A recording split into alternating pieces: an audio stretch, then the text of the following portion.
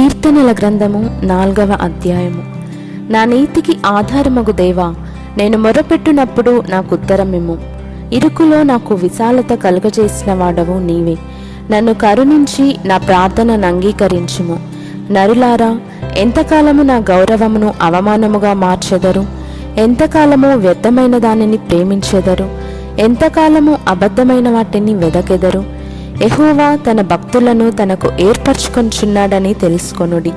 నేను యెహోవాకు మొరపెట్టగా ఆయన ఆలకించును. భయము నుండి పాపము చేయకుడి. మీరు పడకల మీద నుండగా మీ హృదయములలో ధ్యానము చేసుకొని ఊరకుండుడి. నీతియుక్తమైన బలులు అర్పించుచు యెహోవాను నమ్ముకొనుడి. మాకు మేలు చూపువాడెవడని పలుకువారనేకులు. యెహోవా, నీ సన్నిధి కాంతి మా మీద ప్రకాశింపజేయుము.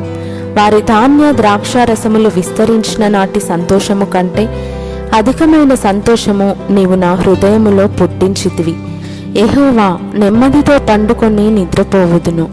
నేను ఒంటరిగా నుండినను నీవే నన్ను సురక్షితముగా నివసింపజేయుదువు.